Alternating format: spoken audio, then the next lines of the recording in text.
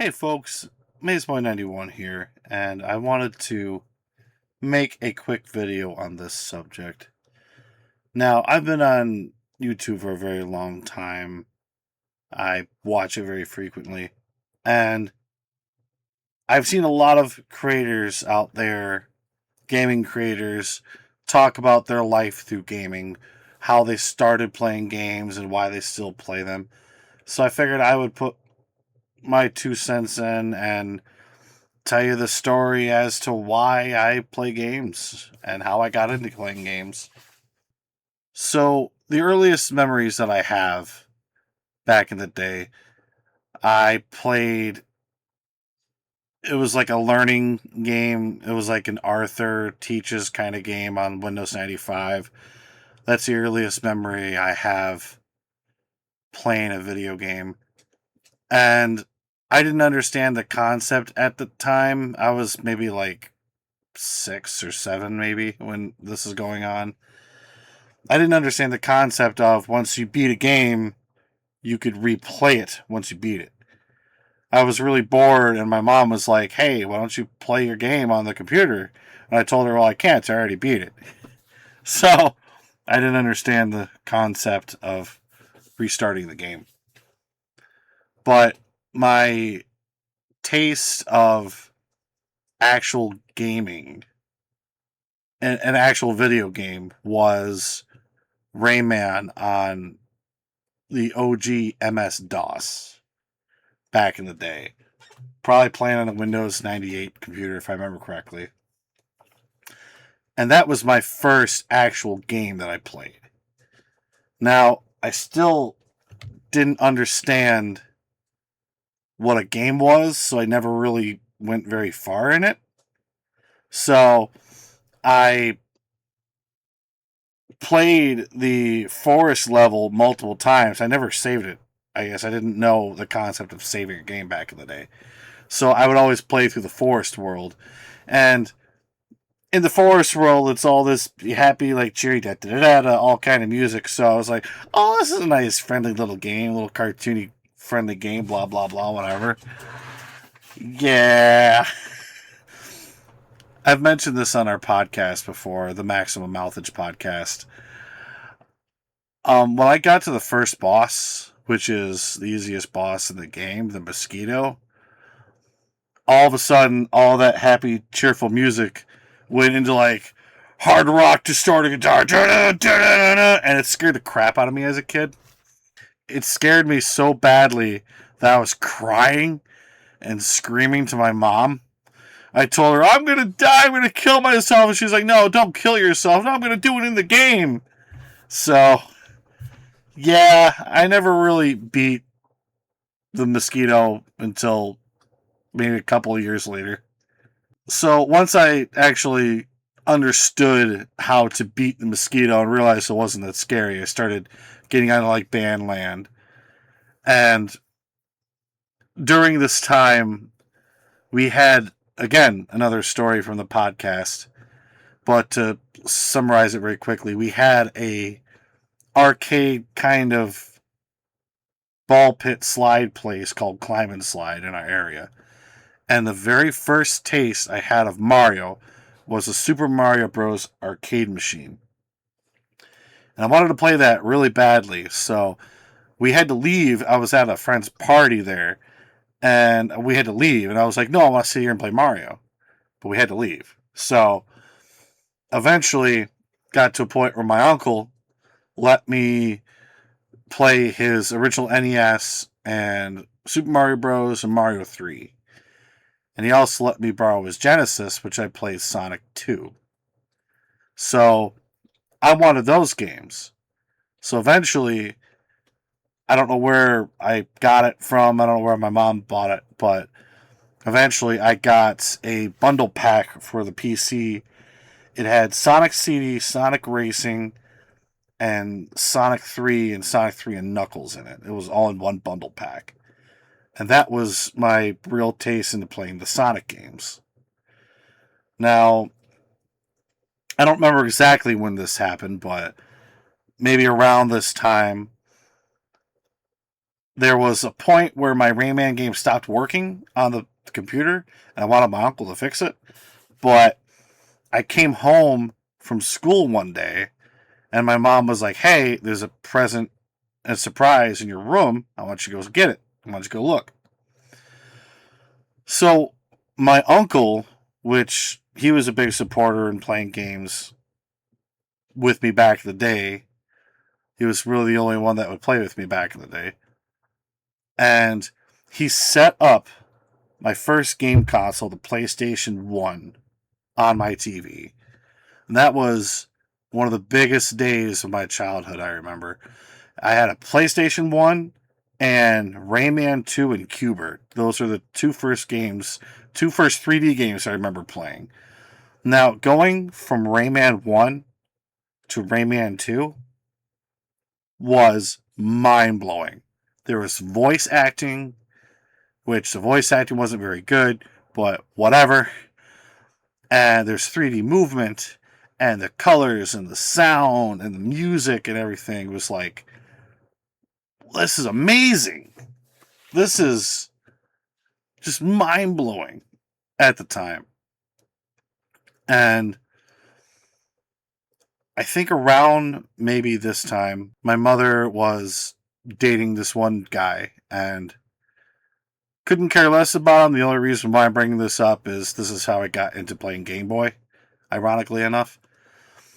So he had a Game Boy and a bunch of games. He had Mario Land. What do you have? Tetris, Dr. Mario, Teenage Mutant Ninja Turtles, Mutants of Manhattan, I think baseball. And that was my first taste of handheld gaming. And it's like, I have this whole world in the palm of my hands. That's amazing. I played Super Mario Land so much. I got to a point where I could beat the game within like a half an hour. And unfortunately, I know it's beneficial for a lot of people out there, but I guess I grew up an only child. So, yes, I was spoiled. And yes, my mother busted her ass to give me the games that I wanted. But I really didn't have many people to play with. So, a lot of the games I have were all single player. So, like Mario, Tetris, and all them, they were single player, and I got hardcore addicted to the Game Boy. Once my mom and that guy broke up, I think he either forgot the games or just left the games for me. He left a bunch of the Game Boy games with me. I think it was Mario Land, Tetris, Dr. Mario, and the Teenage Mutant Ninja Turtles game, I think. Problem is, I didn't have my own Game Boy because he took that with him. So, the first actual Game Boy that was mine was an original yellow Game Boy Color. And the first Game Boy Color game I had was Tom and Jerry, which is an absolutely terrible game. Don't play it. But that was the only color game I had at the time. So it was insane to me that I could play all of my original Game Boy games on this Game Boy Color, put color to them. I remember I was in my grandmother's kitchen popping the games and, oh my gosh, Mario Land has color now? Wasn't really color, but, at the time. So I hardcore got into playing Game Boy, and I took the Game Boy with me everywhere. Everywhere we'd go. Restaurants, family gatherings, parties. I would always have my face buried in a Game Boy, which is probably the reason why I have glasses now, because those screens back in the day were garbage. No backlight. I did have a light. I had this little tiny, for the kids that don't know out there, it's a little tiny worm light. And it would be a little light that you plug into the side of your Game Boy, and have a little light flashing down on your screen. Play that system for hours. Some of the games I remember, like I said, Super Mario Land.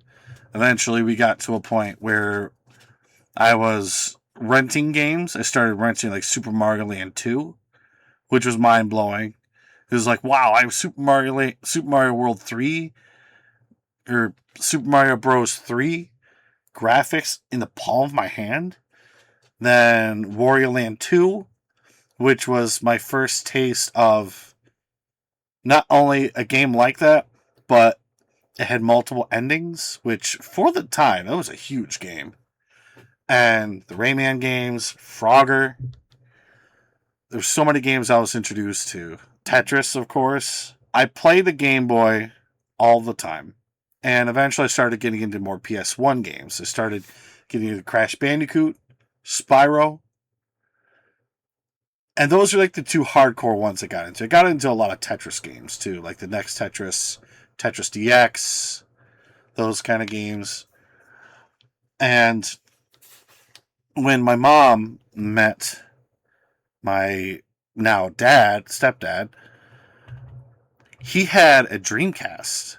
And I had no idea what this even was. I didn't know it existed. I didn't know it was a thing. But this new game console with this game called Sonic Adventure. What is this?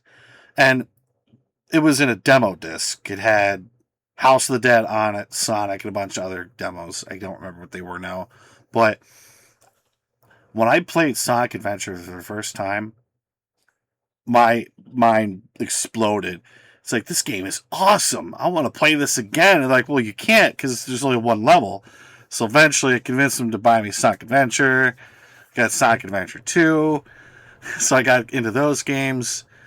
Yes, I know they're not very good by today's standards, but I have a soft spot in my heart for Sonic Adventure. Back in the day, I never officially beat Sonic Adventure because I hated playing Big the Cat's fishing game. I could not figure out how to play the mechanics of the fishing game, so I never officially beat the game as a kid.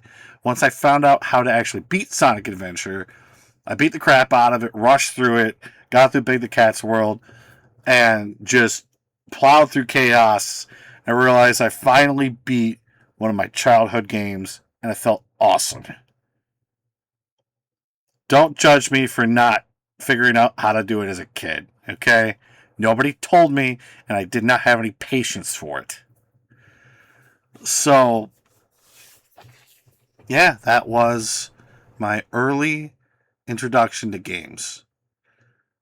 Played Sonic games. I went back and forth through a lot of different game characters. I'd be playing a lot of Pac-Man, like Pac-Man World. Getting into the Rayman games. I'd be doing Mario. I'd be really hardcore into Wario. I'd be hardcore into Sonic. It just depends on what week it is. And like I said, I was spoiled, so I did get a nice, healthy collection of Game Boy games, Game Boy Color games, Game Boy Advance games. Like, I got the Mario Advance series. I got all those. Sonic Advance 1 and 2. I got a lot of the Frogger's Adventures games.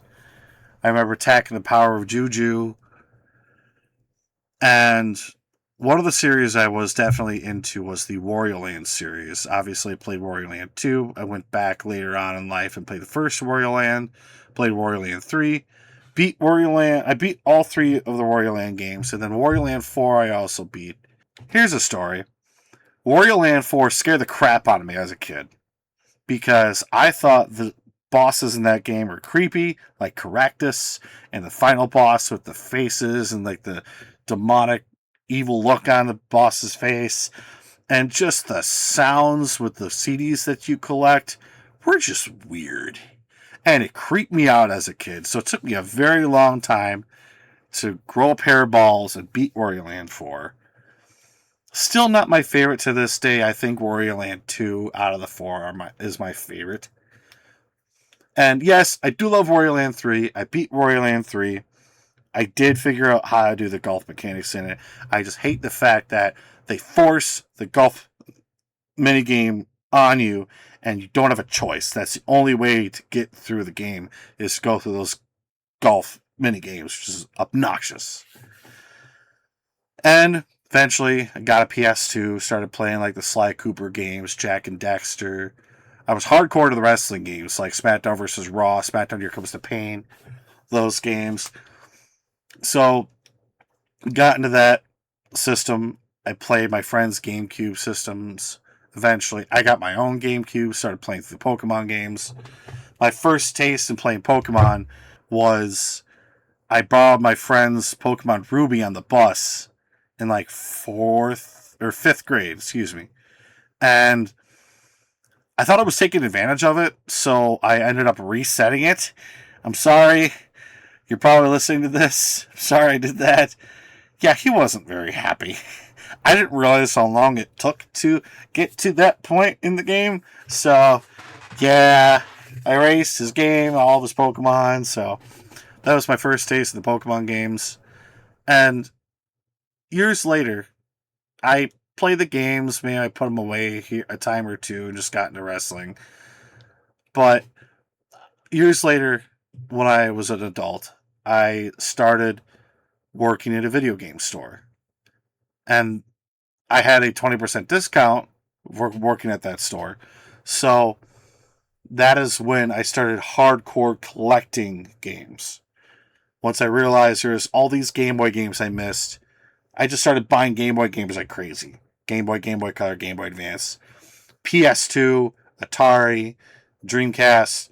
Just started buying all these games and systems that I didn't have that I wanted to experience, especially Atari 2600. And yes, I can emulate all these games, but just having the physical system in your hand is an experience all in itself. And that is pretty much my entire history on how I became a gamer. And if you never play games before, I recommend you sit down and play something. Even if you pick up something free on your phone, play something. Try it out. Maybe you'll enjoy it. You'll buy it, and maybe you'll buy a game console someday.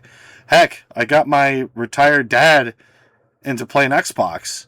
Not only did he beat Call of the Wild, a hunting game, he's beaten Red Dead 1, he's beaten Red Dead 2, and now he's playing through GTA 5. I never expected him to play those games. And now he's hardcore playing those games, which I think is awesome. Anybody can get into gaming. Highly recommend you just play something out there, even if it's just Pac-Man or Dig Dug or something like that.